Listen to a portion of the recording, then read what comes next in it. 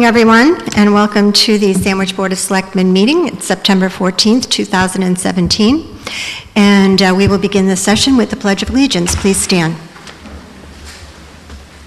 I pledge allegiance to the flag of the United States of America and to the republic for which it stands, one nation, under God, indivisible, with liberty and justice for all.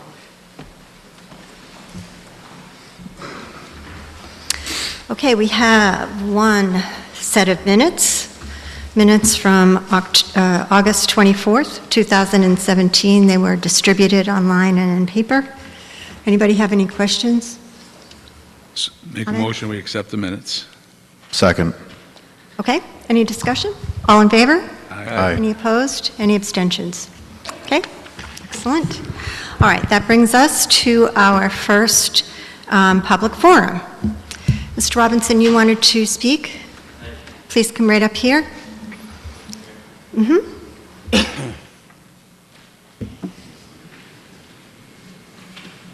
Hi. Be sure you speak into the mic. Hi. Is that? I don't think it's on. I don't know, is it on? Is there a switch on it? Oh, here comes help. On the mic. Oh, there we go. Hi. Well, that's better. Hi. My name is Bill Robinson. My wife Carolyn McKeon and I live on 121 Old County Road, East Sandwich. Our concern is with the town's purchase of the Canning Bogs. Our house directly abuts both the bogs themselves and the access road that is under the Fish and Wildlife regime. I just wanted to comment that early in the spring, when the town was interested in buying, we also offered to buy to Craig for the sole purpose of keeping it as conservation land. And that's always been our goal, and I think we put it in writing to the town. We've talked over the months to a few people.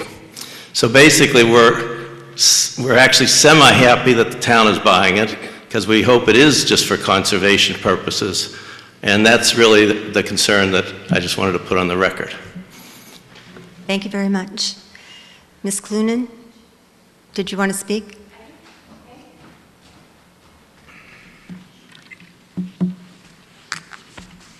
Denise Clunan, South Sandwich.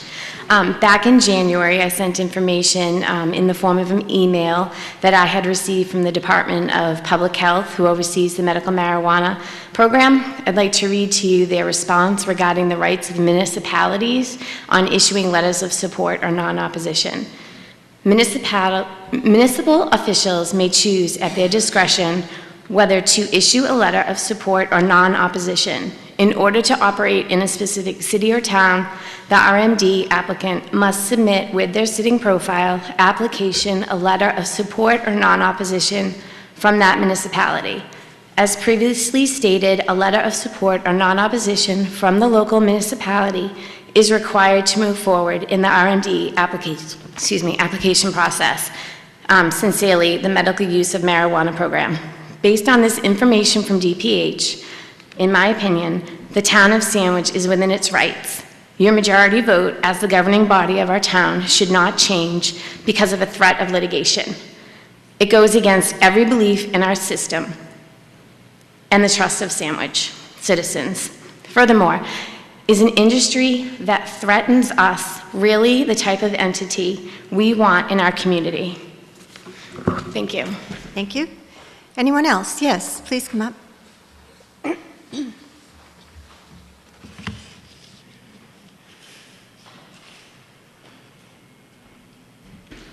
Good evening, Mary Ann Koenig. I have a place of business at 449 Route 130 in Sandwich. I'm a pediatrician, and I'm neither for or against the distribution. I am upset about the placement of it. State law states that it cannot be placed within 500 feet of where children congregate. The law also states congregate means two children are gathered for a particular purpose in a structured or a scheduled manner. I have office hours Monday, Tuesday, and Friday from 9 to 5, and Thursday from 2 to 9, and on weekends, it's when people come. I don't have set hours, I meet with them. I was not aware that Sandwich rezoned that building 2 years ago and they included medical practices could be where these dispensaries are. Since the office building has a pediatric office, wouldn't that still violate state law of the 500-foot distance? My office, I do not know where in the building they're actually planning to put this, but I'm on the first floor. The other thing is I'm concerned about my patients being exposed to a Class 1 substance. I mean, it might be in a building or an office, but they're still going to be exposed. They're going to know there's all different actions. I understand there has to be a guard there has to be different alarms, there's all different things that will take place. And I'm just really upset, and I've been hearing many different comments from my patients. Thank you. Thank you. Anyone else for public forum? Yes, I can't, oh, Ms. Grundman.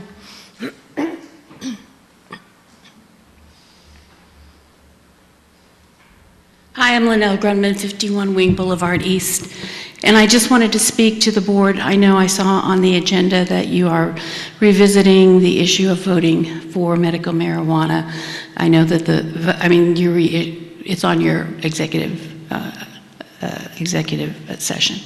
So I know you're shaking. Can I make a correction to that? Yeah, not revisiting the vote, but that is not okay. What this is about. If you read the part where we go into executive session, it says nothing about reconsidering. So I've seen the letter, Chairman James, from the company that proposed to come here. So you can't help but look at that letter, and I didn't want to lead with that. So first of all, it's the first time this has ever happened in my experience to see a vote being revisited. I understand the circumstances. I have seen the letter, and I realize that you're making it public knowledge. So I feel certain it'll be out there soon enough for the public to judge for themselves. The only thing I wanted to say, because I've had quite a few conversations about this in the community based on people see the agenda. So my confusion about the agenda is really a reflection of people's concern having, the agenda goes out on Facebook, hundreds of people see it before your meetings. I was concerned about the subject through open meeting law, but I checked with the Attorney General's office, and it's absolutely appropriate because it's litigation strategies. However, you can't, and I know you don't intend to, re-vote in executive session any vote that was taken in public. But my main concern is just to refresh people's thinking, because I can't come at this from any other place but public health and preventive medicine. And I have had so many discussions this week, including a very lengthy one with the owner of the building today. For people like myself and the many citizens in Sandwich who have worked diligently now for many years on raising awareness and working against substance abuse disorders, what they call it now, we used to call it substance abuse prevention. This is the fact. The facts and the data reveal that when access to any drug, alcohol, opioids, marijuana, increases in a community, and messaging reflects a positive message about use of that drug, youth use more. My concern about youth is a medical concern that I think you share, and that is the impact of substance use on the developing brain. Our youth are at risk more than you or I or any adult because of that impact. That is my concern, Denise's concern, the other people that were here a month ago and you voted. That is our concern. It is a concern about the presence and the message that it sent, similar to what the doctor was saying. And I just needed to reiterate that publicly because I know there's a lot of misconception out there that we are, scared of marijuana and don't want people to have their medicine. The other thing that I want to be really clear is the two enacting legislations are different. The recreational legislation, the enacting legislation for recreational, does make reference to majority votes per community and gives you, selectmen or town council or mayoral, different guidelines for local control. Medicinal marijuana is entirely different. It's looked at in terms of presence in a county or a region. So having read the letter, I don't think they have a leg to stand on, but thank you for listening. Thank you. Anyone else for public forum? Seeing none, we will move on to the town manager report. Thanks. In terms of upcoming meetings, I know we're going to talk about it later, but next Thursday night is a multi-board summit workshop with the Finance Committee, School Committee, and Capital Planning Committee. The Finance Committee did meet this Tuesday evening just to have sort of their first meeting of the fiscal year, just gave them updates on several topics. If you remember, they had a list of about 6 different items they wanted us to go through over the next several months. 3 of which we're going to talk about next Thursday night, and then the next one, Mimi's going to speak about, Mimi Spar, the finance director, at their next meeting on October 10th. So we'll have 4 of the 6 knocked off shortly. Today in Boston was the ABCC, the Alcoholic Beverage Control Commission appeal hearing on the punishment that the selectmen voted on the Taverna. Frank Panorfi, former selectman who was present and participated in the hearing, and Officer Paul Grigorenko from the police department went up with Brian Riley and myself, and they all did a great job. Taverna was there, presented their information. It's safe to say nothing was presented today that was any different than what was done at our hearing. So then the commissioners take it under advisement, and they usually issue a decision in roughly 2 to 4 months. So we'll wait to see what happens, but I thought, both sides fairly presented inaccurately the same thing that was presented to the board. Earlier this week, we got our notification from the Department of Revenue that they had signed off on our free cash certification for the close of fiscal year 17, and the number came in at $2.48 million. So, as you know, that will all appear on upcoming budget estimates for FY19, which we'll be talking about in December. And there's a provision of the town charter that requires me to meet with the school superintendent within a certain number of days of getting that notice, so I will be doing that just to talk about what it could mean for next year's budget.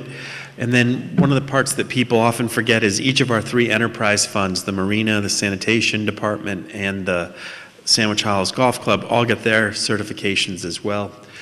So none of those were a real surprise, and obviously if for some reason that ever looked inordinately low, we would work on that in the upcoming year, and they don't. But I just wanted to let you know that.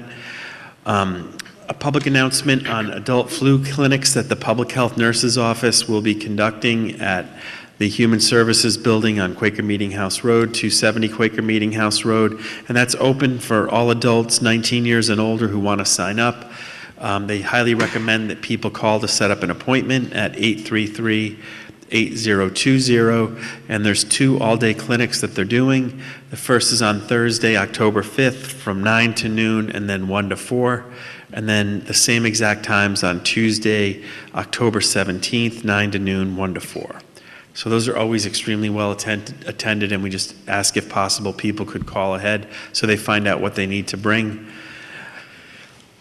This week, I just put in front of your seats because I thought you'd be interested. The Cape Cod Regional Transit Authority got us their annual ridership report from Sandwich, and I think what's interesting is there were over 65,000 one-way trips to locations that were given to Sandwich residents during the past year. And if you think about what our assessment is for that service, it's pretty low compared to servicing that many people. And in many cases, these people are either individuals who have to go to a medical appointment in Boston or elsewhere on Cape and don't have a ride.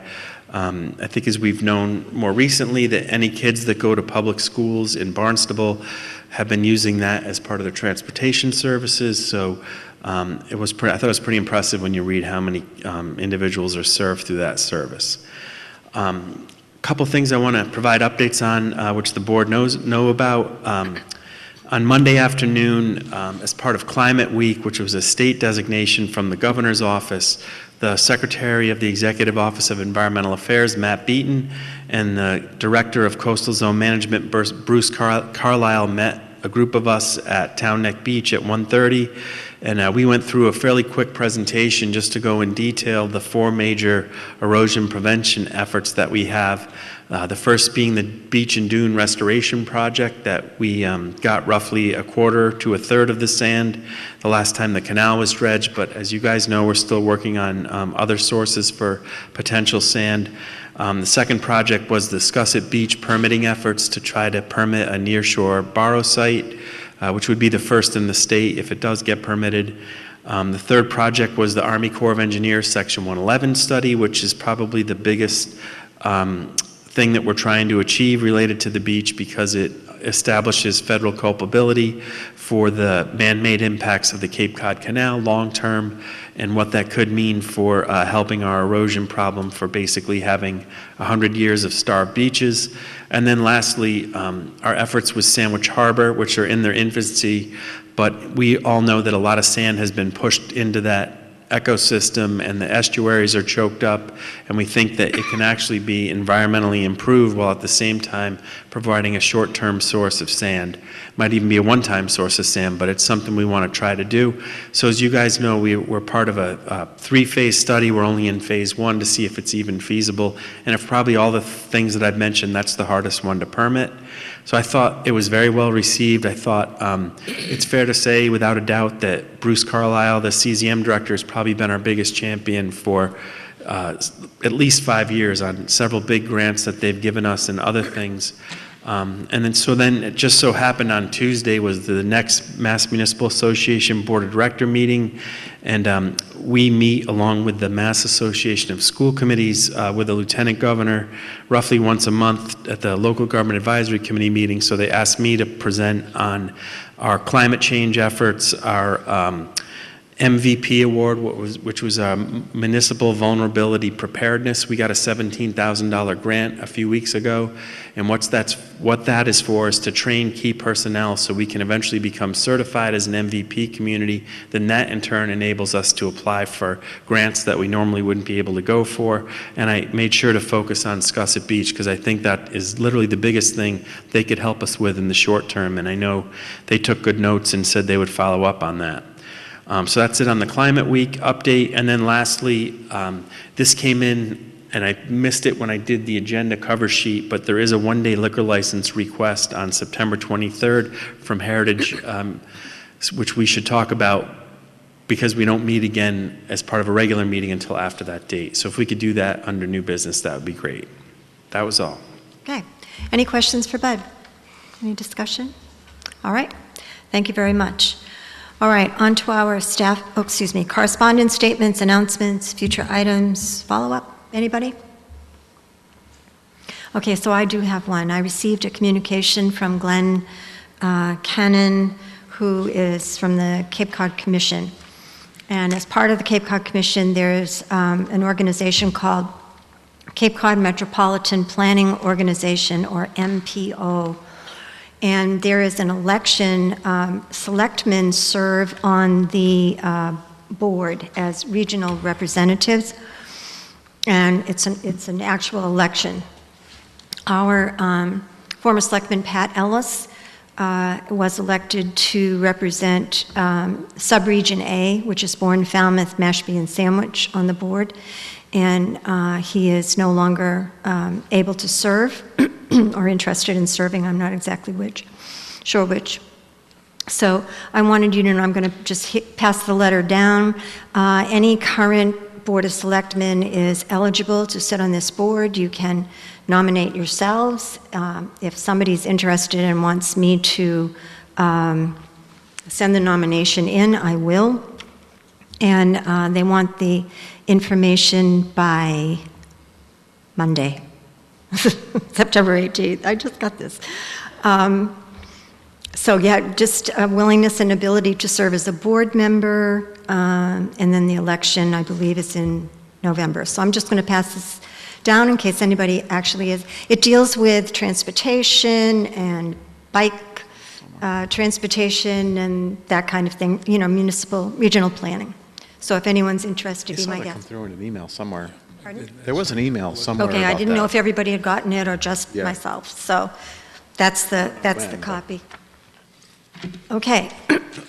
On to staff meeting. We have 2 recommended appointments. One is for Joanne Westerhouse, who has sent in a letter of interest to be on the Glasstown Cultural District Steering Committee. And we received a letter of support for that from Joanne. And I don't know if you want to do these separately or together. we also received a nomination for Christy Danilowitz to the Sandwich Cultural Council. Are either of them here? No? Okay. I don't know what the terms are. I thought I saw they were 2 years, but do you know what the terms are? Are They're they two? typically only through next June 30th, but we can double Through check. next June 30th, okay. So I can take nominations separately or together? Move that we appoint Joanne Westerhouse to the Glasstown Cultural District Steering Committee and Christy Danilowitz to the Sandwich Cultural Council. Second. Okay, any discussion? We thank them for volunteering. All in favor? Aye. Anyone opposed? Any abstentions? Okay, unanimous. Thank you. Okay, next and very exciting agenda item is the Sandwich Library Board of Trustees, who are going to talk a little bit about their rejuvenation space efforts. So I don't know how many of you want to come up? Just two, okay. Come on up. With one chair, one will stay. I'm Jennifer Tickell, Chair of the Sandwich Public Library Board of Trustees. I'm here with Bill Fleming, our Library Director, Joanne Lamont, Joe Roach, and Ted Scribner. And I thank you for putting us on the agenda this evening. We're here to present the architectural strategy for the reimagined, rejuvenated, and preserved Sandwich Public Library. And with that, I'll turn it over to Bill.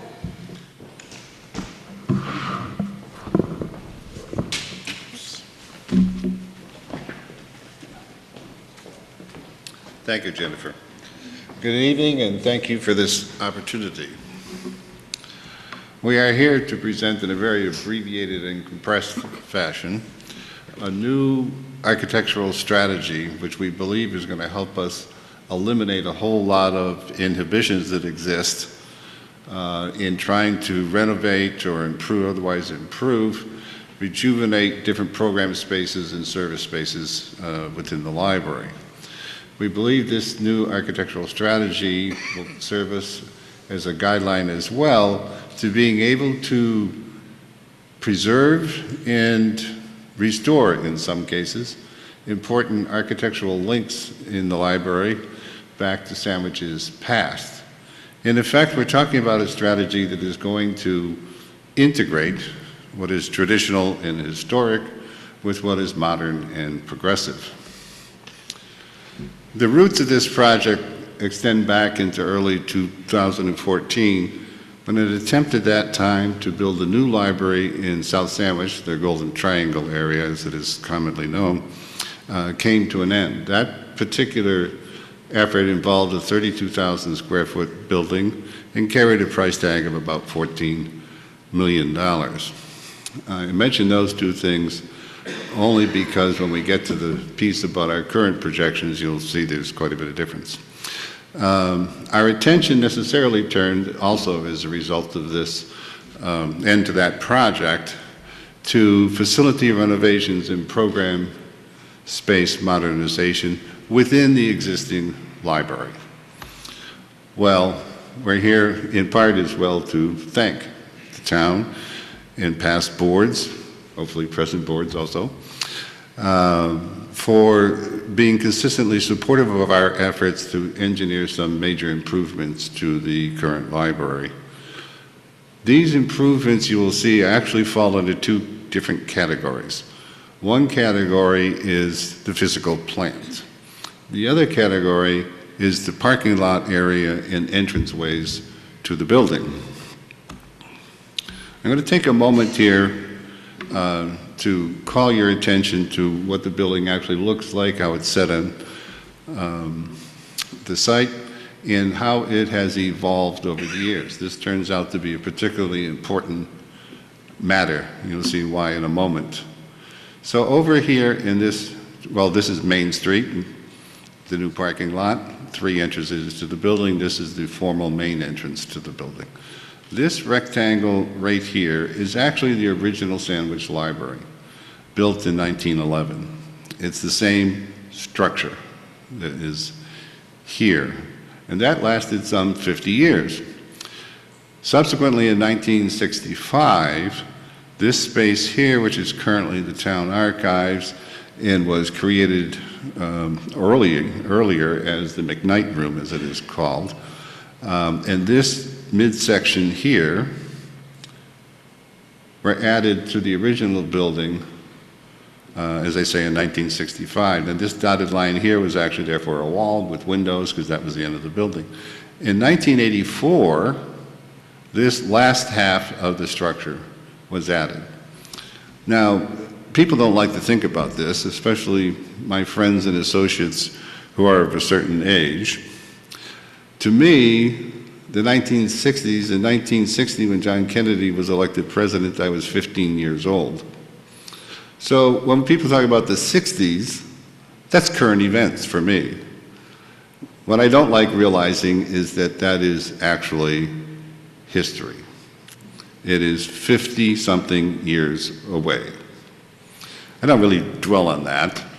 But as well, the latest addition to our physical plant here stems back to 1984, which is 33 years away. It is now passing into history. This part of the building, this last half here, when it was built, was projected to be of useful service for approximately 30 years.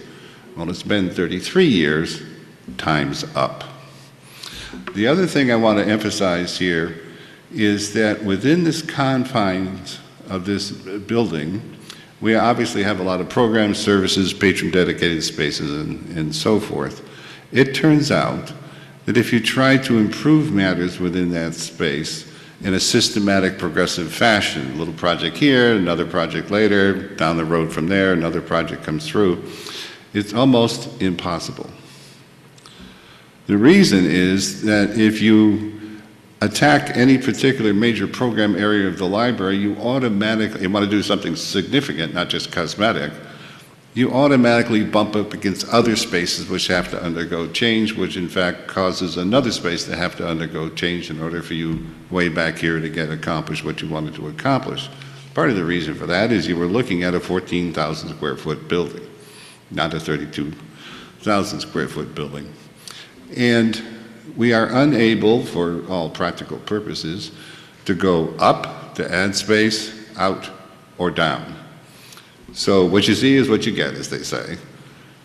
So this was very frustrating to us, but one day it was Joanne, who out of sheer frustration said, can't we build a new library inside this building? Well, we were sufficiently frustrated to think that was a pretty good idea. Could we, in fact, completely transform our children's library? Could we provide proper environmental controls for our town archives, which currently has no such controls, not a good thing for an archive? Could we provide more welcoming gathering space for community members? Could we promote the town by dedicating a space for visitors to look and see what opportunities there are for things to do in Sandwich, places to eat, sites to see, events to go to? Would we be able to do that? Would we be able to take all the kinds of changes we envisioned and actually implement them in one fell swoop, reimagining the distribution of space inside of our current structure as a constraint? Well, this was a matter that turned out to have an answer that was incredibly, wonderfully yes. We can, in fact, by following this kind of architectural strategy, completely build a new library inside our existing physical plant. We could take a children's room, which currently looks like this, and turn it into something like this. We could take a children's programming space, which does not currently exist. Most of the programming takes place in the basement meeting room, and configure it in such a way that it supported the children's library, but also was highly flexible so that other people, organizations, and so forth could use that as well when it wasn't occupied by children's programming. We could move the archives out of the McKnight Room and restore the McKnight Room to what people tell me was an absolutely marvelous space when it was first constructed and introduced. We could go downstairs into the basement area. On the left, you see as-is conditions. And particularly with a lot of, not all, but a lot of children's programming moved out of the basement up into a new program area for children that would liberate us to do much better and more creative and service-oriented types of meetings within that meeting space, either as separate meeting rooms or joined together, perhaps a main presentation, a breakout area that's there, and we'd be able to equip the room with proper technologies. This is a cutaway view, and I just want to point out what happens here is that the circular stairways is removed and replaced by this stairway. Stacks are put in where the circular stairway used to be. You come down to a new vestibule, 2 meeting rooms, and over here is a small meeting room which we would be able to carve out of the downstairs space. Now, how do we accomplish all of that? Well, the way we accomplish all of that is by taking our programs and services and so forth and redistributing them spatially. So this, the 1911 building, which is currently the Children's Library, becomes adult space. In here would likely be something that is particularly welcoming to visitors to Sandwich.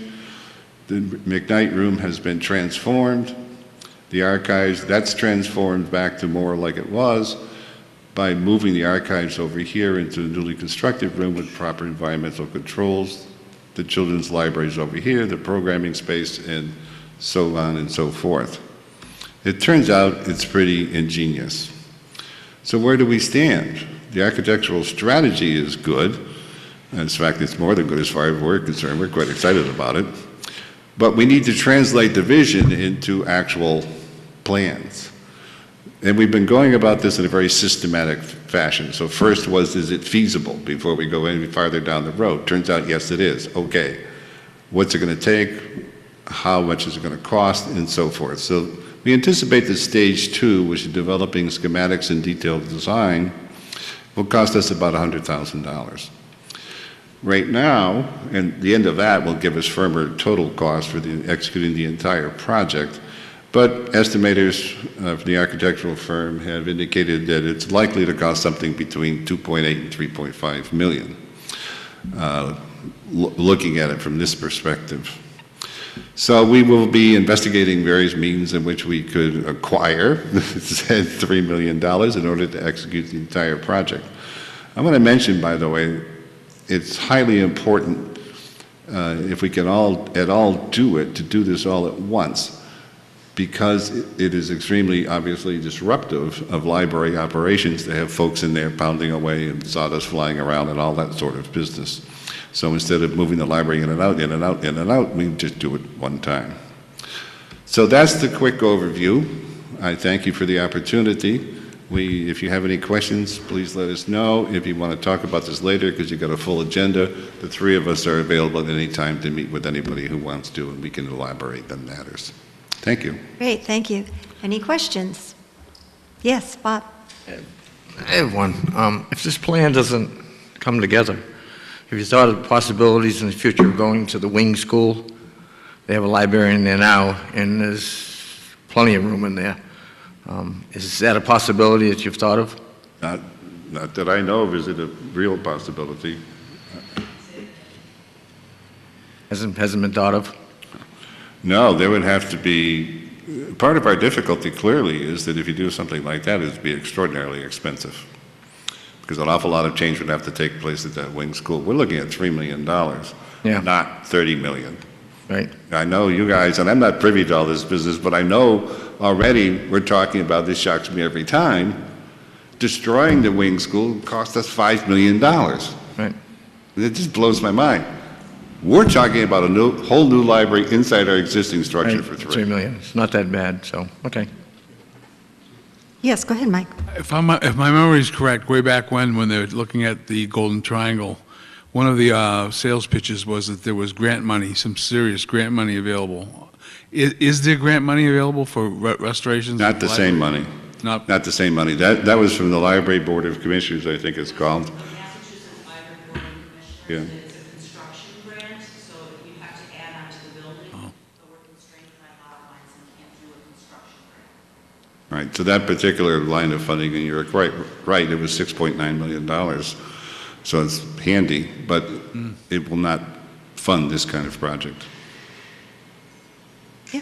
Anybody else?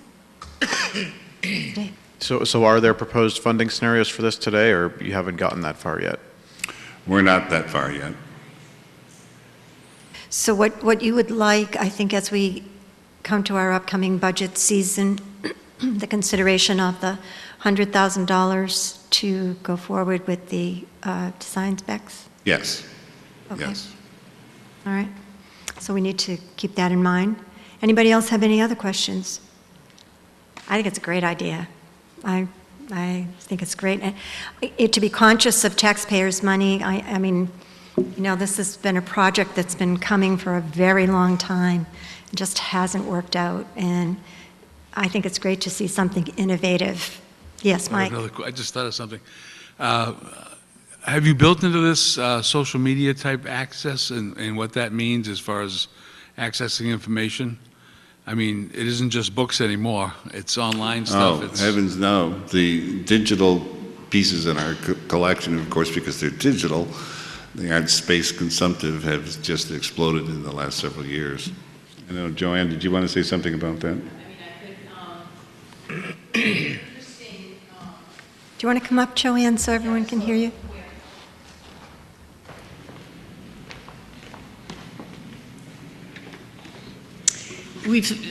Public libraries have been sort of in a renaissance stage. That you're exactly right, that we're no longer a warehouse for books. The challenge we face now is we're serving many people that are downloading a lot of material, coming to the library for assistance.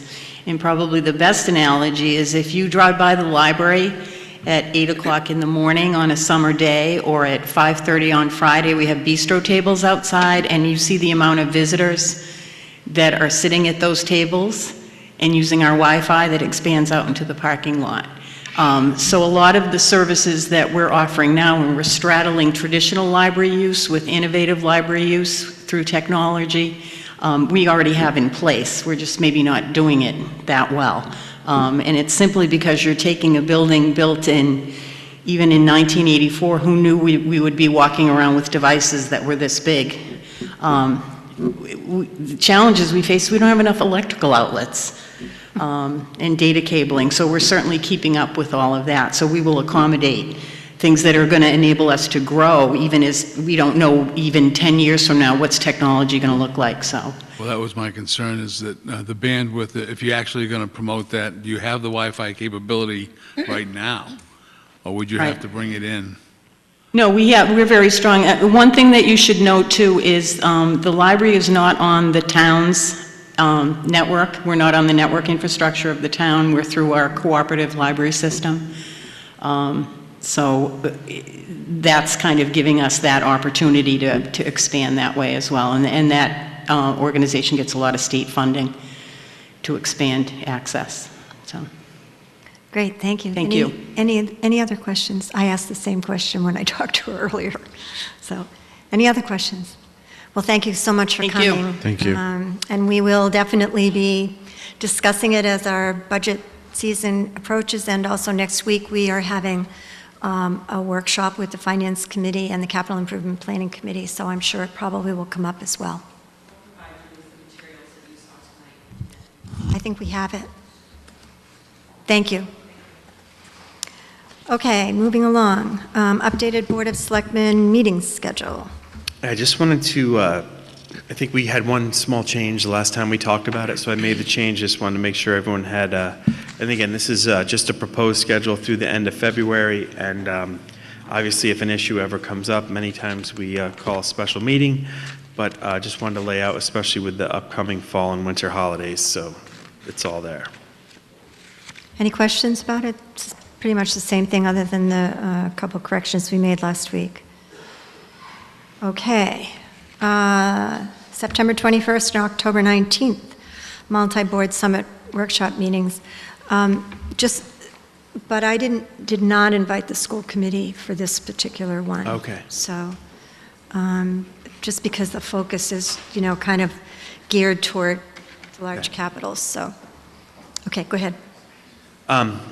I've got, again, just the draft agendas. I think we might just spell it, it's going to all be the same, it's just going to be spelled out a little bit differently, and a couple things we talked about internally, but the financial staff, especially Director of Assessing Ed Childs, has spent a lot of time working on presentation that we're going to do, and it's fair to say the first summit workshop is more presentation heavy and then a breakout session at the end.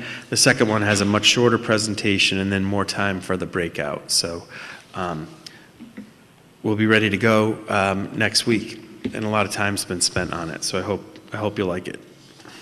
I think it's going to be very, very informative for all of us. Any questions? So the next one is the October 19th. That's going to have a little bit more, yes? I would just mention, that these are still public meetings, so Yes. this Absolutely. does look very interesting, so people may want to attend. That's right. So don't feel like you can't Actually, attend. I heard from someone today that said she was planning to be there. And it's great because there's a lot of information that our department heads who are so good have put together that will be a very clear, I think, presentation of our finances, so we all know where we are. And the second one, as Bud said, is going to be a little bit longer roundtables to see if we can make some breakouts, some decisions, but also going to be a little bit more focused as well on economic development. 7 o'clock start, like. Both, yep. Any questions about those two? Great. All right.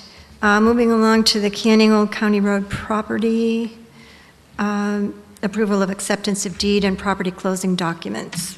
Yeah, just as a quick update, to refresh everyone's memory, at the May town meeting under Article 18, we got authorization to purchase the Canning property off Old County Road.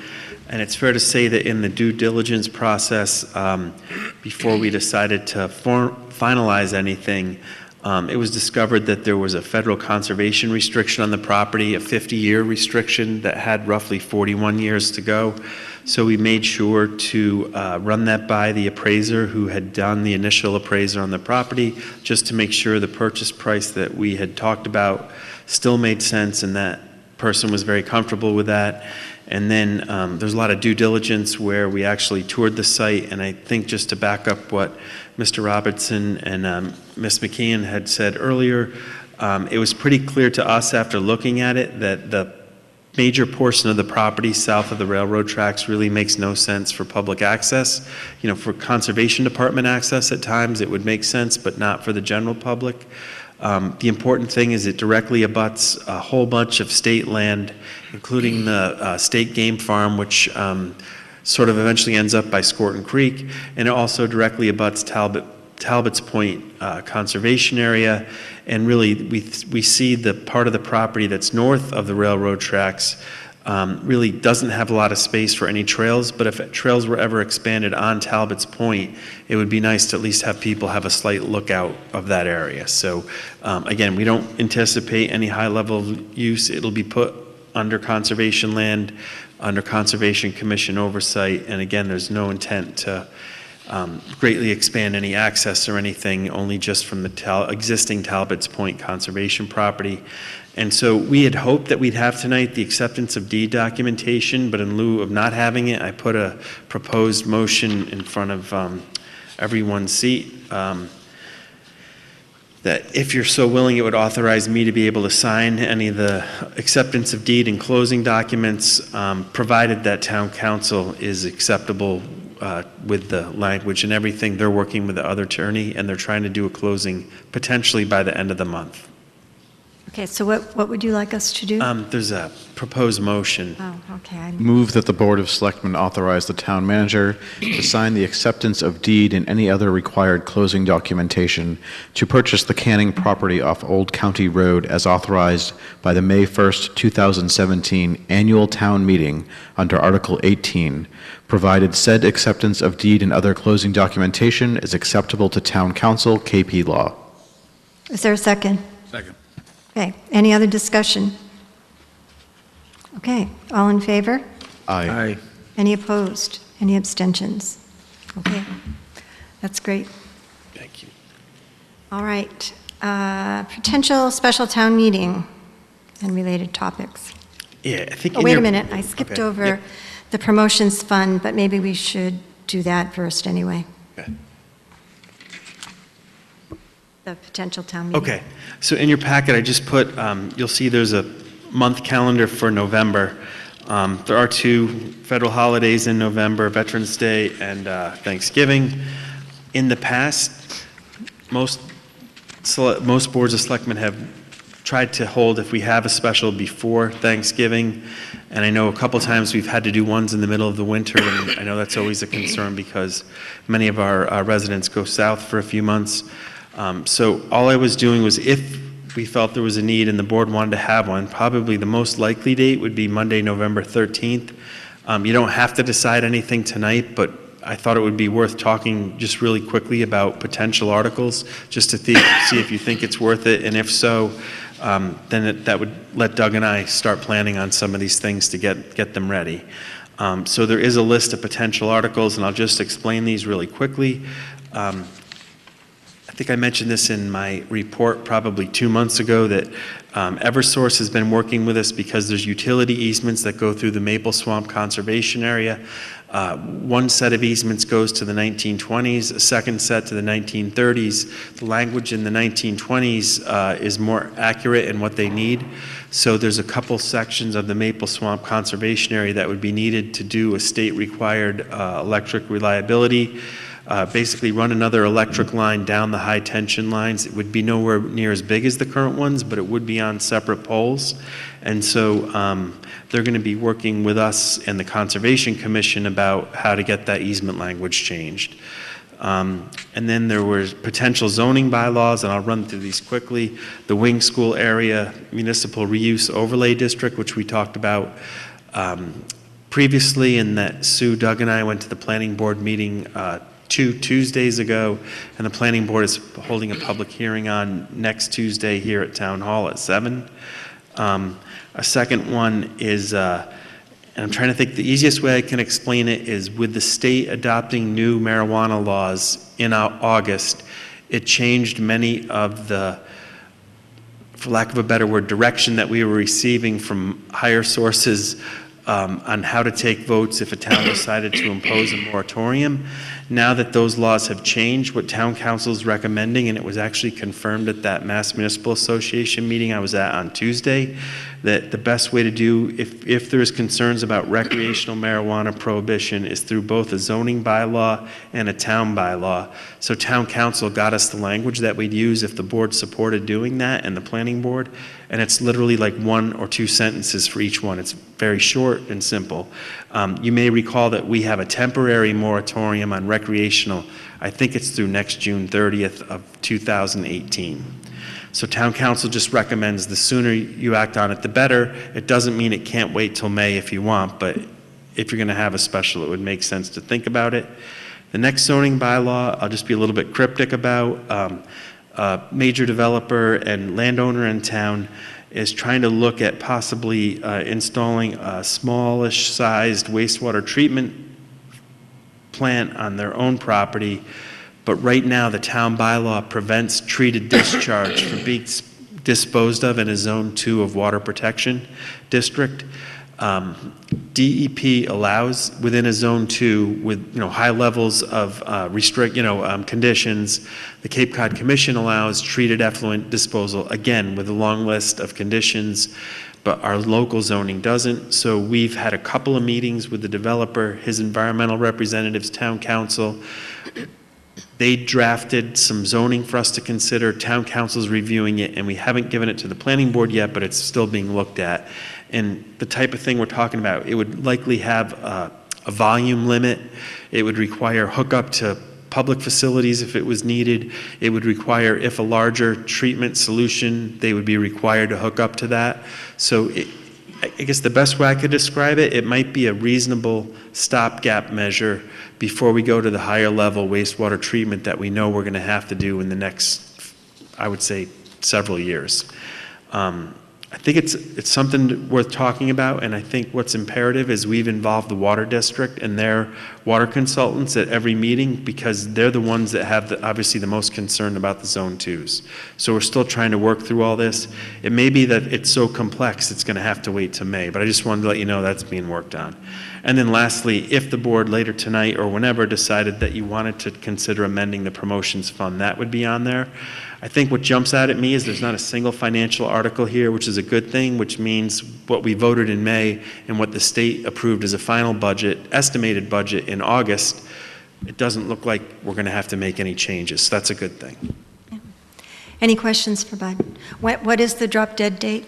I think for a special, you need to give, basically we should decide a month before it. So I would say at your October 5th, and I'd have to double check. If you said go ahead on the 5th by your meeting, we might have to do a special meeting because we're meeting on the 19th. Maybe we'd meet just before to, for example, to sign a warrant or make sure you guys are okay with the warrant before we sign it in early November.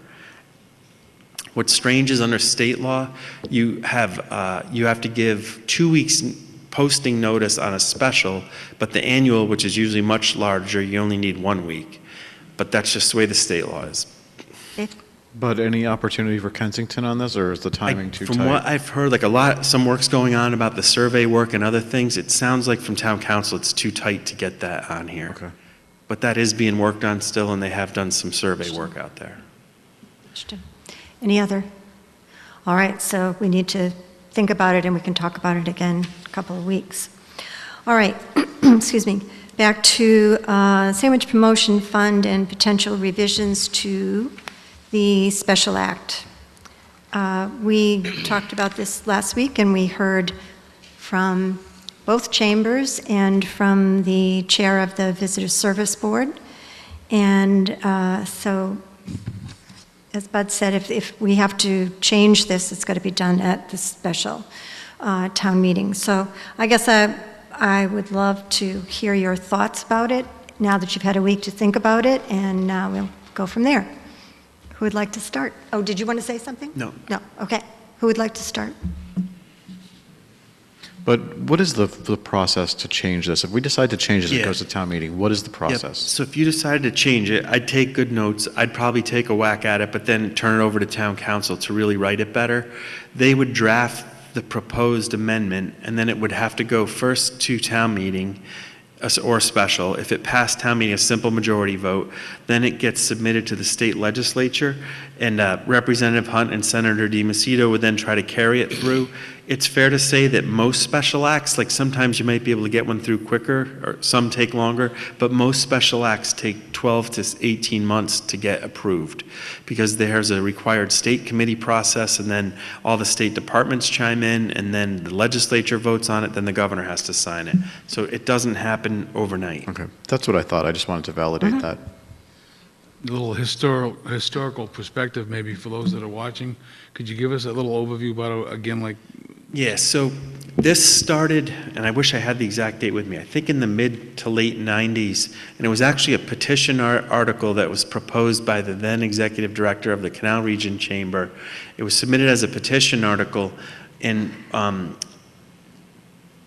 trying to think of the politically correct way to say it. Key leaders on both the Selectmen and Finance Committee were quite upset with what the language said, and so there was an attempt before the petition article was voted at town meeting to get together with the then Canal Region Chamber Director, and they worked out a compromise, and the language was approved. So that was approved again. I want to say it was like 97, roughly.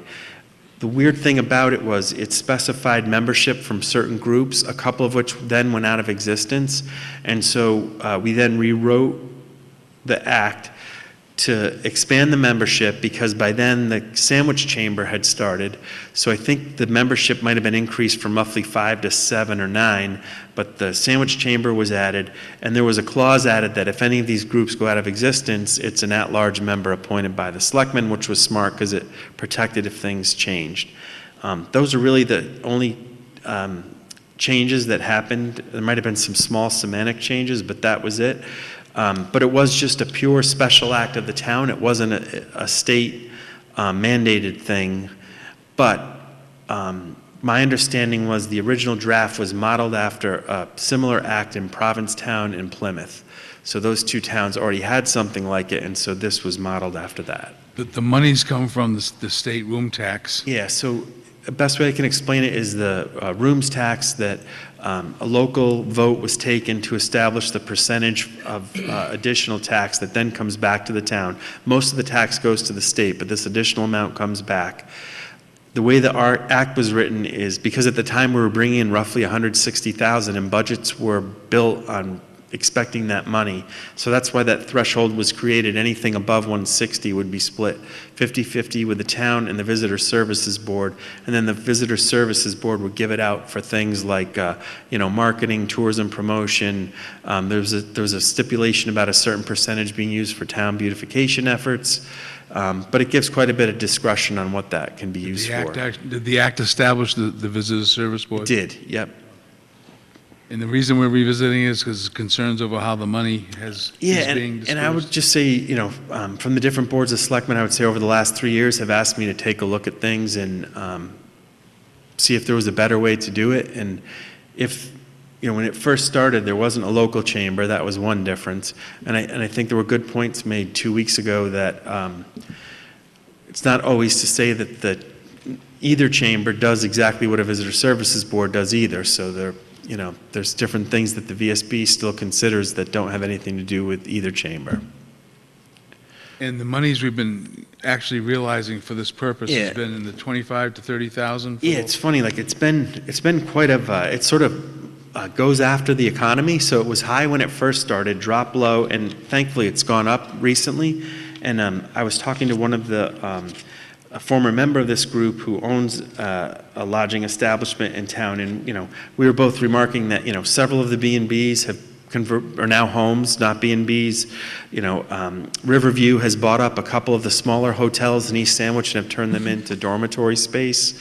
But then I would say personally, one of the things we should be progressive about is I get the sense the state is going to do something in the next year or two on Airbnb type efforts. So if that happens, you should see this number increase over time. Right. You had passed out to us as part of the package all of the expenditures since 2014. They're in here to 2000. And one of the concerns I had when I first saw this was new to me when we came in. I added up the disbursements from the committee to the chambers. And over from 2014 to 2017-18, we gave something in the area of $41,000 to the Canal Chamber and $21,000 to our own chamber out of that fund. So that raises a question in my mind is that since we do have a Chamber of Commerce now, and since there is overlap between what the Visitors Fund does, it was a promotional fund originally, right, for promoting activity in Sandwich. And the Chamber also promotes, obviously, that maybe we could come up with some deal where at least the Sandwich Chamber gets a bigger chunk and maybe leave the Visitors Fund something so they could continue on with some of the things they're doing, or some event like that, rather than going through a state act or anything we'd have to do to change it. I just was concerned. We've had events in Sandwich, which I realize now that I've been part of and other people have been part of, to encourage people to come here. First night, the 4th of July fireworks were phenomenal as far as drawing people. But none of those were expended from this fund. That's right, but they should have been. Well, my guess would be is if I'd known, I would have said something myself. So I guess my concern is that the committee was set up under this process. Do they respond to you, or is there who? No, they're pretty much autonomous. I would say the one check and balance is because they are public funds, like, bidding requirements have to be met. If the finance director says, I need backup on a bill, we have to get the backup or we don't pay the bill. At times, that's been a struggle, to be honest. I was in there one day when it was a struggle. Anybody else before I start? Well, to make any changes to this, it has to go through the State Act, because the State Act exists to form what we have today. So any change absolutely has to happen right, because it's fashion. very detailed. Got it. So I'll say this: I'm not in favor of a direct grant to anybody. If we're going to modify the act, I'm not in favor of a direct grant to anybody. The problem that we have and the reason that we're having this discussion is because of accountability. We want to create more balance across how these funds are dispersed and better accountability. So I think what the board needs to be thinking about is how do we change the makeup of the VSB, and we'll have to pursue the State Act because that's the way it works, but perhaps the makeup of that committee and the rules of engagement need to change and be established better. Okay, just my first question before I take any more. Does the money, if there's unexpended funds, does it roll over No, from year to year? It rolls over, It yep, it does, stays in the okay. account, All yep. right. Just that, I didn't know the answer to that question. The history looks like it, they've been expended, pretty much. Yeah, They have been been. early on because we were starting fresh. Like, for example, the initial group did the town's first website. We did the town's first brochure. We actually had to save money over years to make some of those things happen the first time they went into effect. But it's changed over time. Obviously, we've gotten a lot more progressive, and there's been a lot more help from other groups on that. Anybody before I get started? Okay, so I handed out this little thing to you, which I can't read myself because I didn't type it big enough. I've done a lot of thinking, and I have talked to a few people over the past week. I was very interested in the discussion we had last week. I honestly, I was having a hard time figuring out what the difference between the Visitors Service Board and the Chamber was in terms of what they do or don't do. I thought it was pretty clear from the discussion we had last week that the Chamber's job, if you want, is marketing the town, bringing people in, referring, if you're talking about the Canal Chamber, referring people to Sandwich Chamber, keeping people in Sandwich, and it has a marketing focus that is going to improve the, hopefully, economic development of the members of the Chamber. But they pay dues, I'm assuming, and and so they have other funds as well. The Visitors Service Board, I was amazed because I've heard about it, but I didn't know what it did. And I don't think a whole lot of other people knew what it did.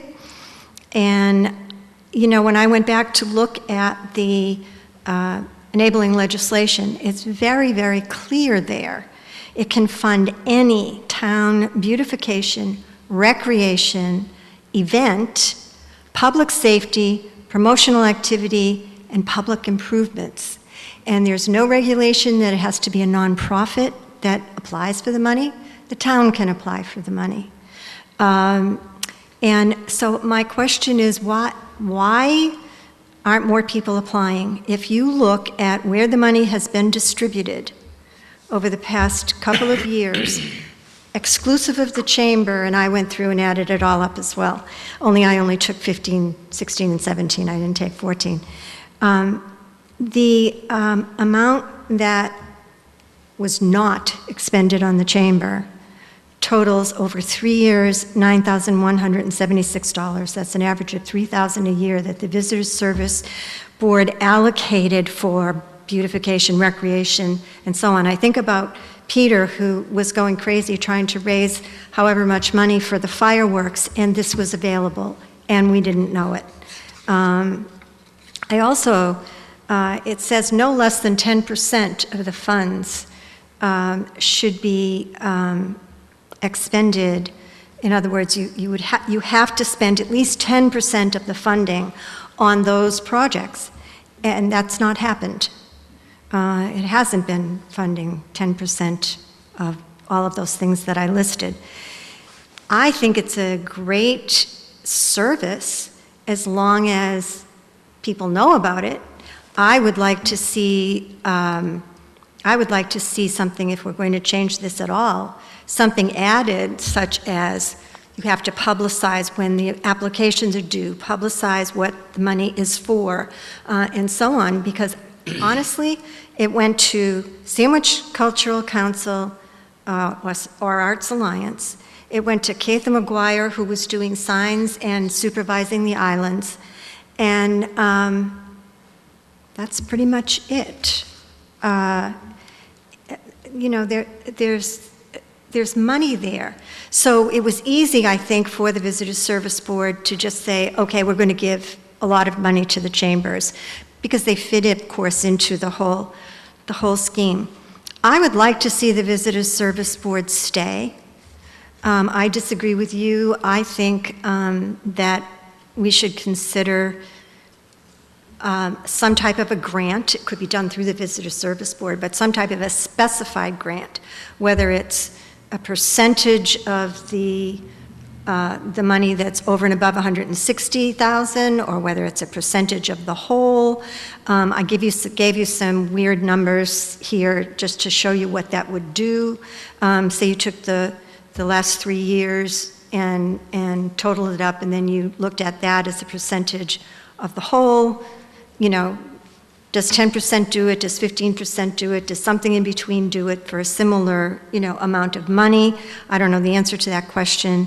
There are other ways of splitting the money. I think if we have a formula that says the chamber can apply to the Visitor Service Bureau and can be given up to a certain amount of money, whatever we decide or however we decide it, if we're going to decide it, and then that's done. That money's allocated to the chamber, over and done.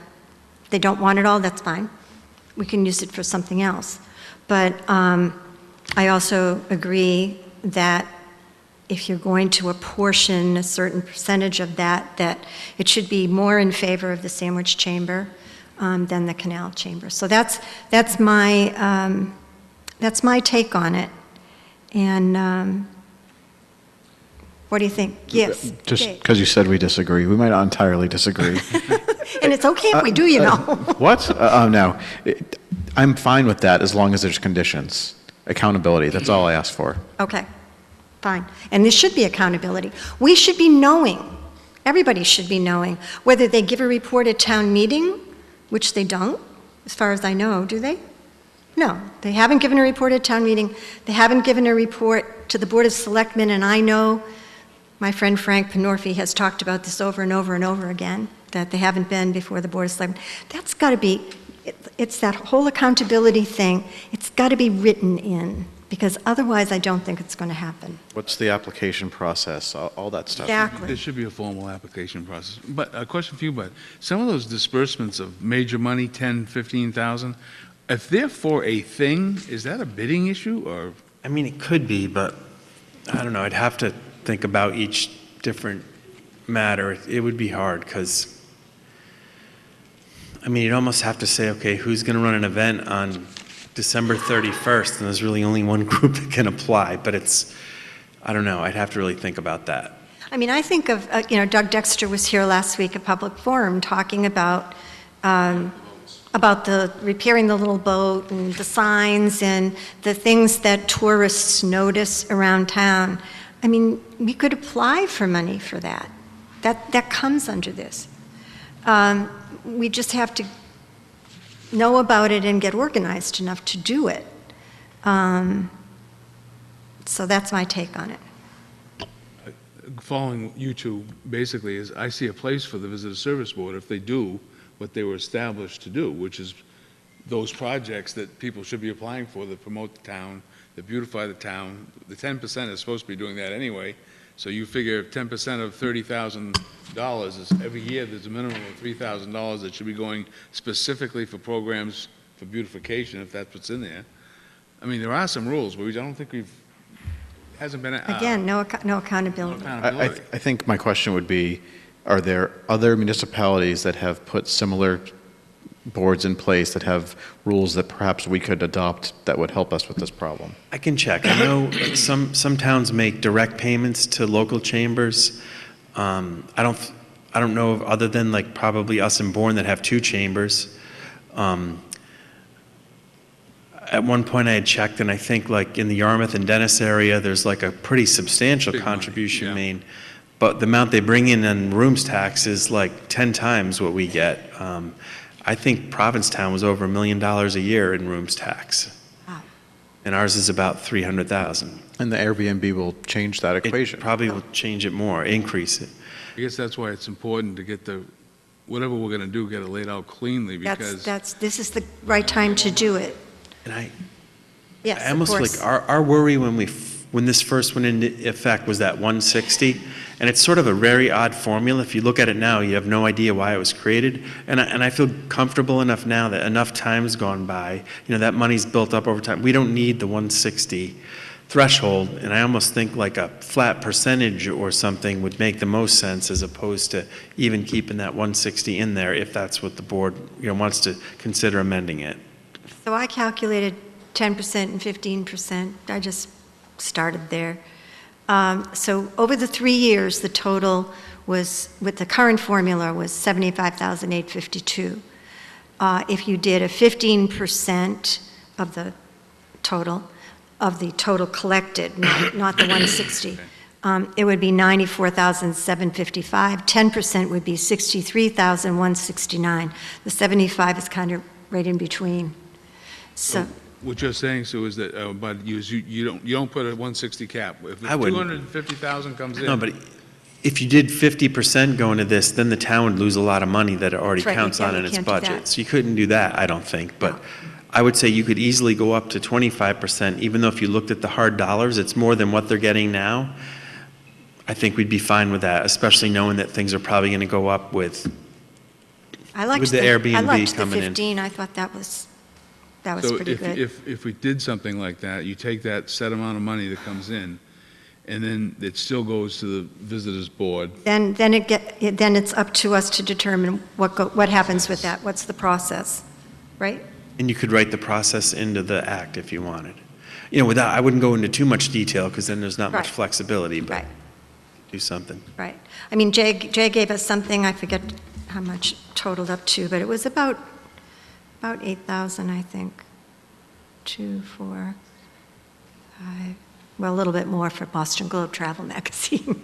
But on average, he could do, for his part, he could do the advertising that he needs to do, certainly within that amount of money, and, or a little more. And, and I think those are the things that are really important, is the visibility.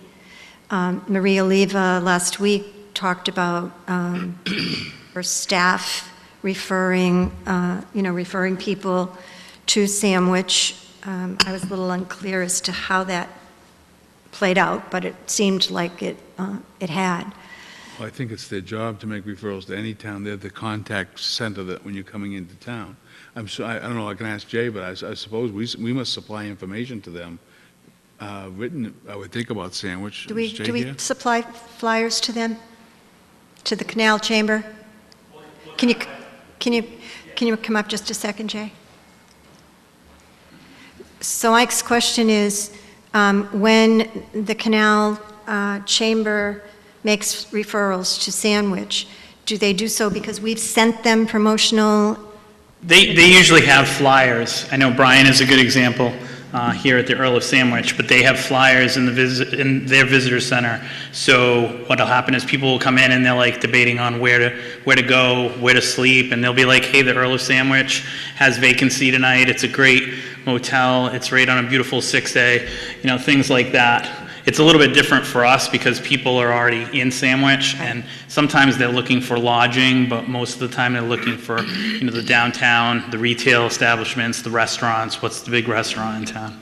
But you would supply them with brochures about Sandwich, or do they make up their own? Besides our guidebook, I mean, the Canal Chamber doesn't make up any of their stuff too, besides their own guidebook. They get everything shipped in, and that's one of the hardest things, is we got to reach out to all the businesses and say, hey, we need your rack cards, and the motels and the restaurants usually do a great job. The retail establishments are okay with it, but it's basically one of the big perks of having a welcome center is having your cards in there, either business cards or rack cards. So it's up to the businesses to supply them.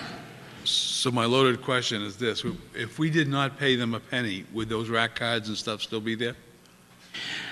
If you didn't pay the Canal Chamber? Yep. The visitor center would probably be closed, which wouldn't really do anybody any good as far as, because they capture that audience that's coming across to the Cape, so they're able to, point people into Bourne or Sandwich, and having that visitor center is, it's right next to a McDonald's, the one at Sagamore, so it's hugely busy, and it's very beneficial to a lot of businesses in town, that are their members. So it's a matter of keeping those kind of things open, because I know everybody's into electronics and cell phones and stuff, but there's still tons of people that come to these visitor centers. Yeah, my simple question is, we're paying them money from our fund. Is that money being used to support those documents, or is it being used somewhere else? Do you supply the documents anyway? Yeah, I guess it's kind of a murky question, but basically, like, the funding that they've gotten has been for help, to pay people to man their visitor center, and without it, they can't stay open. We're lucky in Sandwich because we've got a good core of volunteers, and it's also our headquarter now. So we're able, if we can't find a volunteer, I'm there. But with them, they don't have, that's not their office in Sagamore, so they have to pay people to man those booths, and that's where the VSB has come in over the years. Thank you. Okay. Appreciate that. Okay, so what are your wishes? Do you want to give us some general guidelines that we can work something up to look at, or? Sit with Bud and just maybe come up with something, you two. Okay. I think we need to look at three things. One is the percentages. I'm sorry, say that again. Percentages, application process, and board makeup. And what? Board makeup. Okay. All right, so do you want Bud and Doug and I to talk about it, come back with a proposal? Or Dave, or anybody can, well, I can let you know. I would welcome that, All right, and I will put thought into it. If I have feedback, I'll send it to you. Or all right. Whatever. And, yeah, and anybody that has feedback, certainly, please do. Okay? All right, so we will do that. Thank you very much, and we will work our way through this. Okay. Any other matters not reasonably anticipated by the chairman? I don't have any. All right, moving on to new business. Barnstable County Selectmen and Councilors Association, Mike and I went. It's really a good deal. If you can go. I want to come. I never make it. We pay for it. The breakfast I is usually wonderful. do show up for breakfast, as you know. Anyway, the Cape and Islands Selectmen and Councilors Association voted last week to send a letter to the Speaker of the House, which is now considering the whole Airbnb issue. And the act is called an act, regulating and ensuring short-term rentals. That does say ensuring, right? Glasses on. And the letter was included in your packet, and that's what it refers to, is the seasonal, what's that? It does say ensuring. That doesn't make any sense, but anyway. So that does refer to the short-term rentals that are equivalent to, hotel rooms, really, and the fact that private homes should be taxed in a similar way. So they have written a letter, and then your association had one also, correct? And I guess John Giorgio wanted to stress, so he wrote this pro bono for the group because the town of Provincetown, who they represent, asked them to. So that's where that came from. But Okay. Is that where this letter came from? yes, the second one, yep. Yep. So what do you think?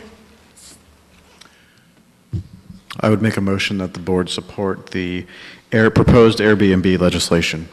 Okay. Is there a second? Second that. Any further discussion? The only discussion is what you listened to, Sue. It was not, when we discussed this in the Cape and Islands group, I was surprised over the splits over some of the people that were not for this, some of the select people.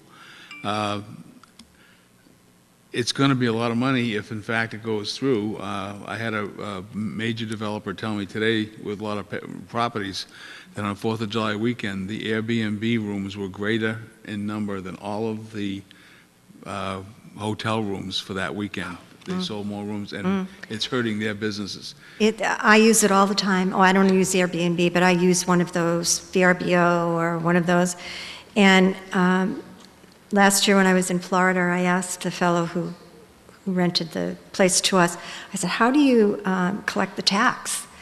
Well, they build the tax in, they bill the renter the tax, and then that tax goes directly, that percentage goes directly to the state. The tax is built right into the rental, and I have to say that I've been everywhere on it.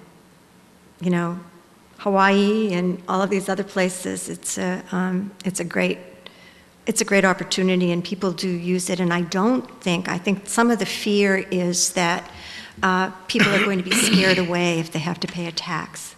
They have to pay a hotel tax, a room tax. It's still a really good deal, in my opinion. It's equitable.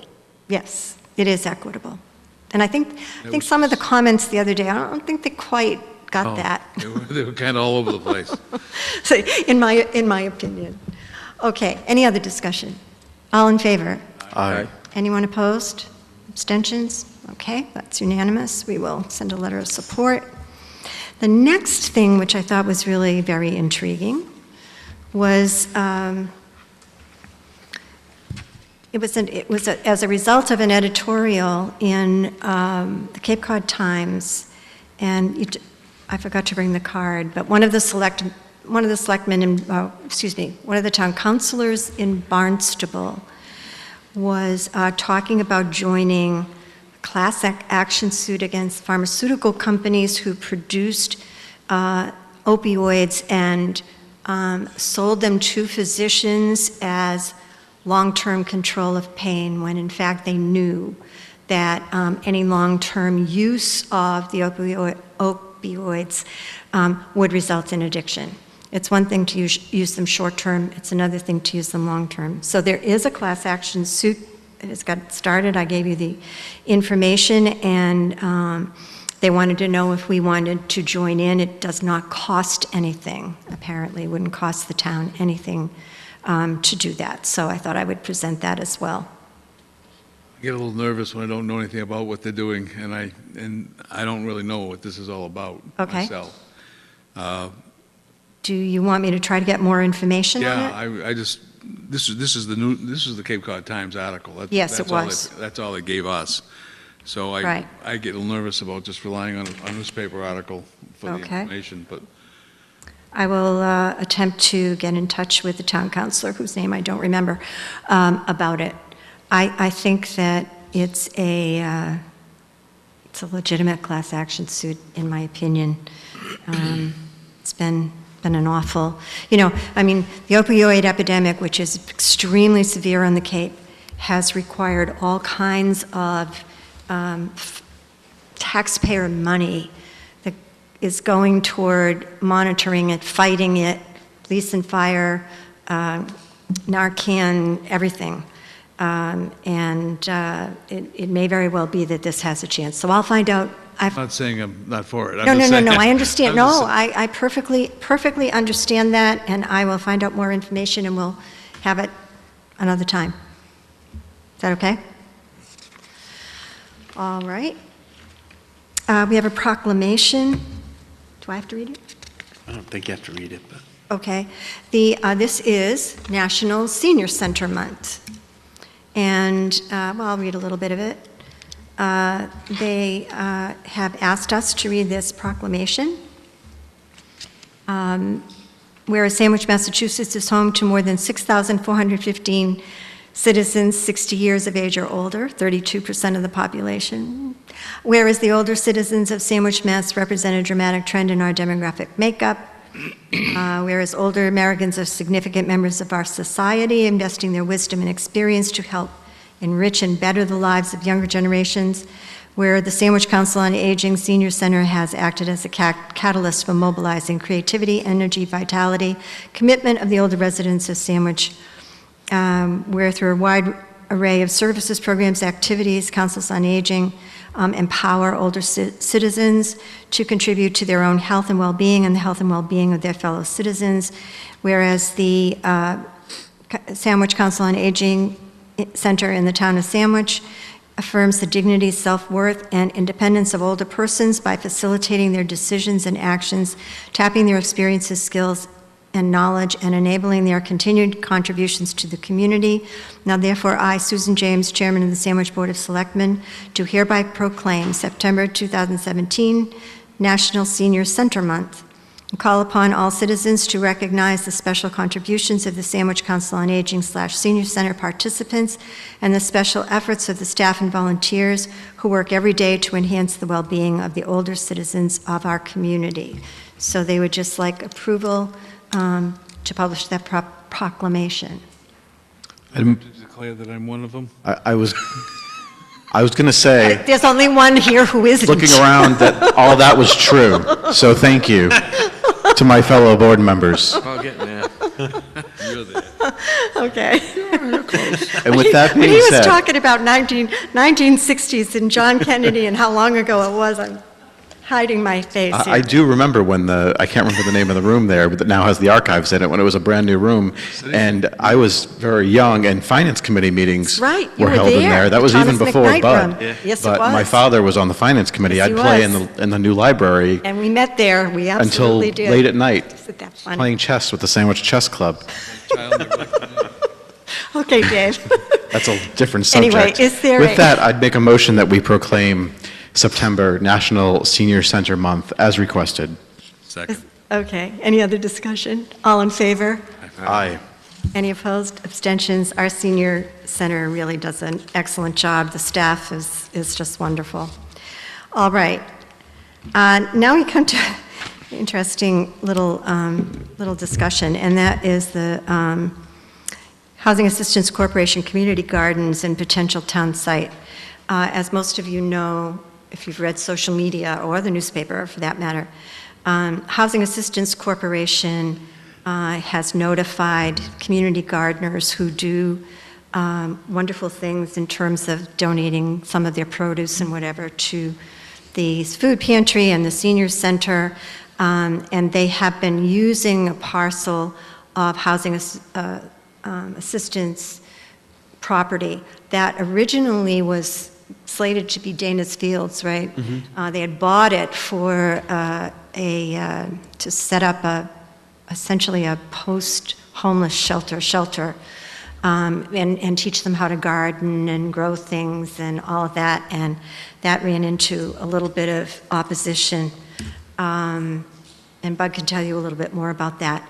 But anyway, they have said that they are probably going to sell that parcel of land. I went down there, I couldn't find it, but anyway. It's the dirt road. It's at the end of Victory, Victory whatever road.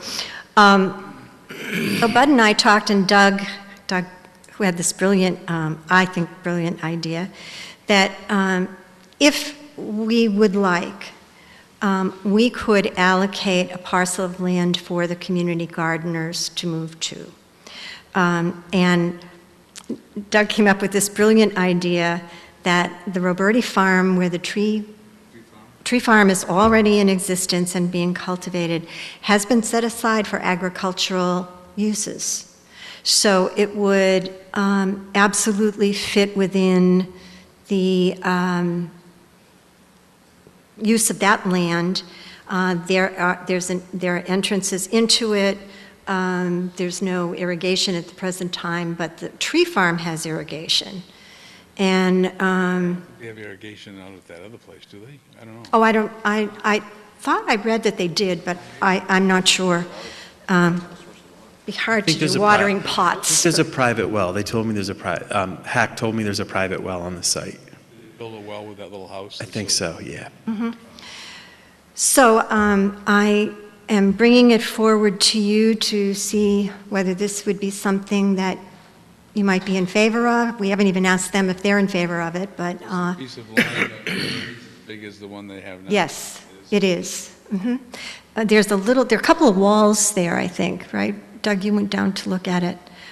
Still walls from the old barn, but yes, the acreage is pretty equivalent.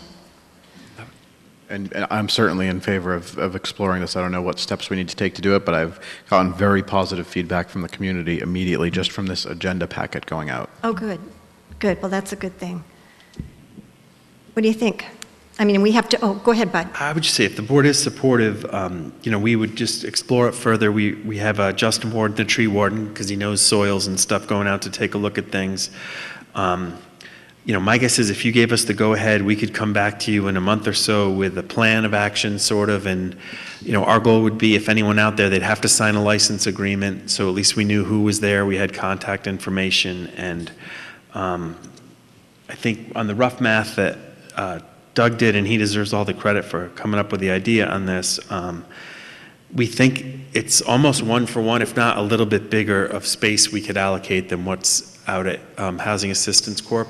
And I should say that after we got 2 emails, the 3 officials from the Housing Assistance Corp did meet with me to explain what they were doing, and they would like it if when they send out a letter to the users of the gardens right now, that they could say that the town of Sandwich is trying to assist us and is, hopes to come up with a solution that we will get in touch with you about when the time comes. That was going to be my question. I saw the emails and I was wondering, I didn't see how we could do anything on somebody's private land to really interfere, and I'm glad that you actually spoke with them. Yeah. That makes sense. And Doug spoke with the Johnson Tree Farm Company, and they were 100% supportive of this. And they even hinted, if we have to explore it further, but if there is a need for water, we might be able to work with them on that. So what do you think? It's a good idea. Go for it. Okay, so then I'll need a motion to permit Bud to go ahead and investigate this and then come back to us with a plan.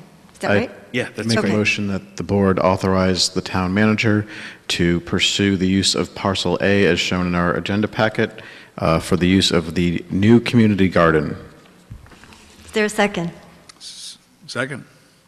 Any other discussion? All in favor? Aye. Aye. Okay, and no opposed, no abstentions. Okay, so you're in charge now. Yep. Okay. Matters not reasonably anticipated by the chairman. We do have one, Ellen Spear from Heritage Museum and Gardens has requested a one-day beer-only license.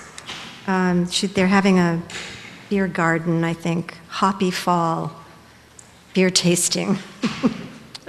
They need permission from us to, we have the information, we have the map.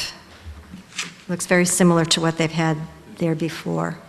Do they need judges? Do they need judges? I'll offer. We'll offer you guys up.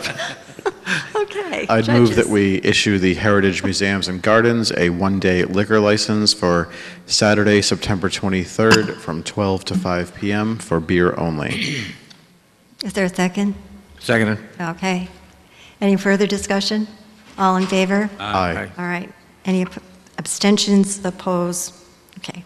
All right. I'll pass the license down. Okay, this is, we can pass it down, you can sign it. Kathy is always very prepared.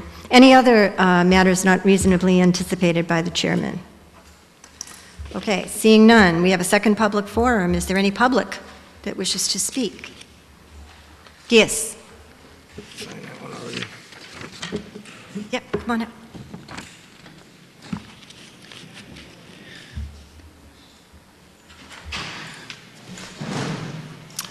Brian Clifford. I own the Earl of Sandwich Motel in East Sandwich. And as far as the Airbnb discussion, I think anybody that's in competition with me, since I have to collect 9.7% room tax, 4% to the town, 5.7% to the state of Massachusetts, they should have to pay it also. They also should have to have a Board of Health license like I do.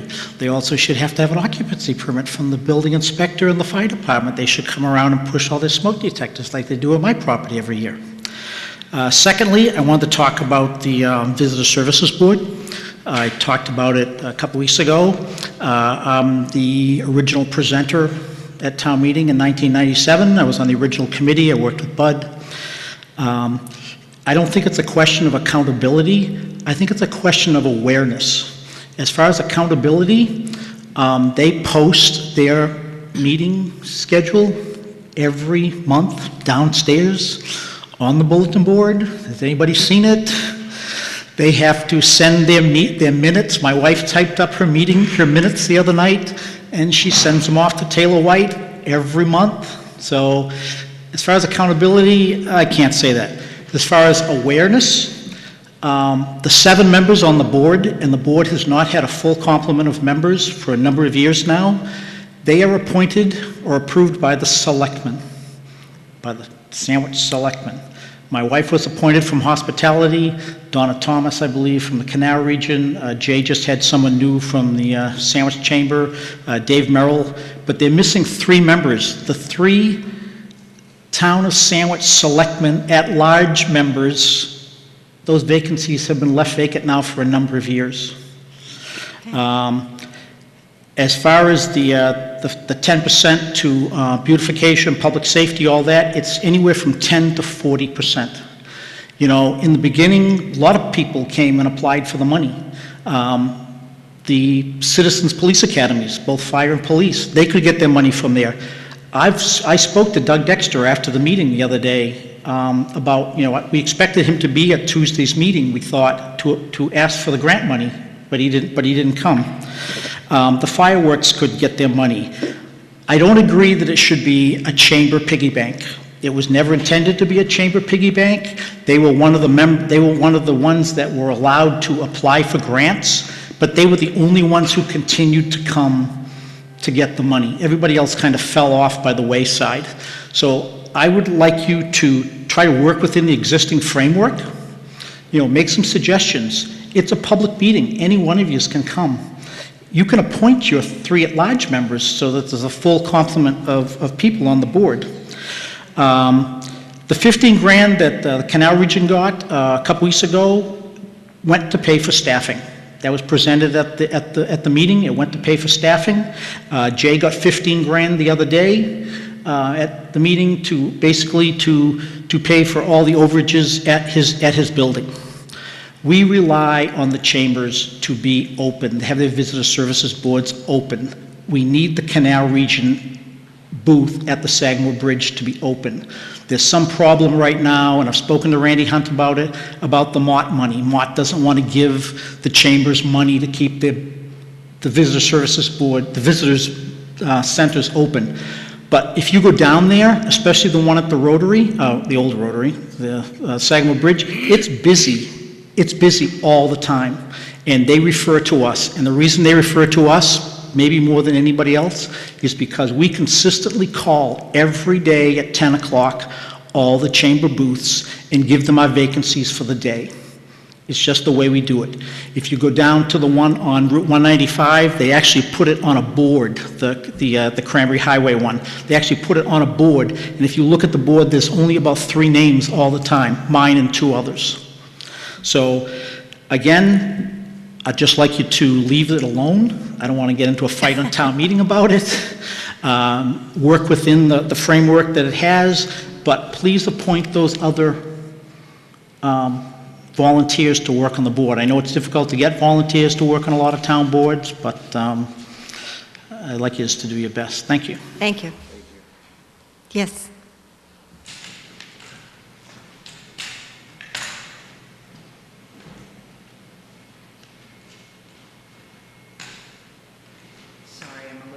Getting up and down. All right, take your time. Thanks, honey. Thank you. Patricia McKean, 21 Captain Payne Road in East Sandwich. My husband and Gordon and I are members of the community garden. So first, we'd like to thank you for hearing our plea and bringing it to the meeting tonight. And I'm not sure I know who Doug is that we're Our assistant town manager back there in the light blue shirt. Thank you. And he's a vegetarian. So if you have any extra veggies. Yes. But thank you all. The only thing I'd like to say is that we are in a situation where time is of the essence. We always knew that Hack owned the garden. We're extremely grateful for what they did. The infrastructure that they put in is going to be a hard one to duplicate. But by November 15th, we have to be out. It's going to be locked and posted. And in that garden is a tremendous amount of work and materials of all the garden members. monies that they've put in. Many of us are there because we do not have space at home. So where do you go with the boards and the things that you have? And what do you do with all the perennials and all of that? So I'm just saying that we will work with you, but I also know that Gordon served on our village trustees where we came from, and things don't happen like that. But we would like to help, and we do appreciate the fact that you're acknowledging us and possibly going to be an answer to prayer. Thank you. Thank you. Anyone else? Yes.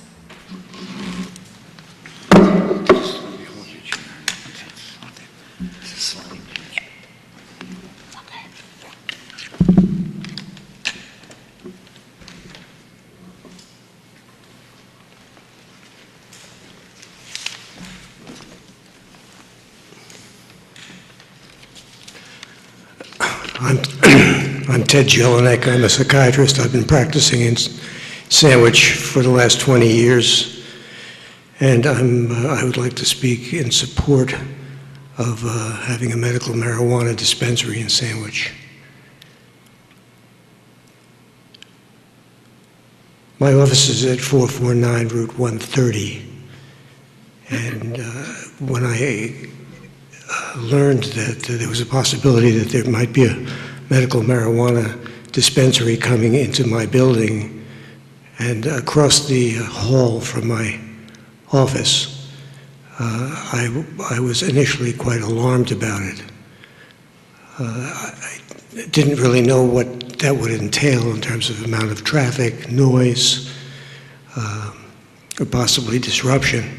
I have a fairly quiet practice, and I was wary.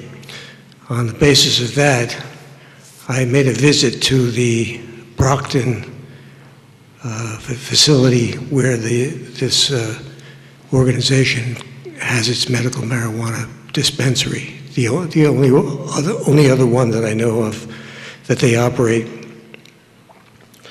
And the long and the short of it was I was very, very reassured to see the operation. There were a lot of people who were coming in. There was very careful credentialing that happened. People had to show that they were there for the correct purposes. People waited in lines and then were serviced by people who seemed to know how to steer them towards what form of marijuana would be relevant to them.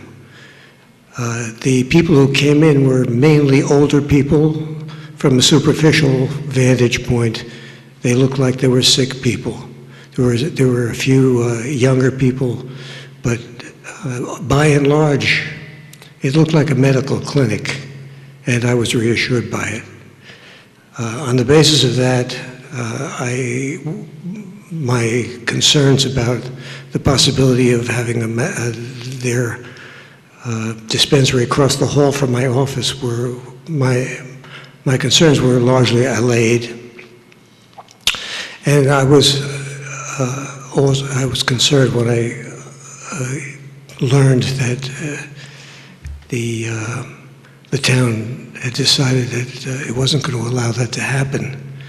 The other thing I wanted to say was that although I don't authorize people to smoke marijuana or to use marijuana in any form in my practice, a number of my colleagues do.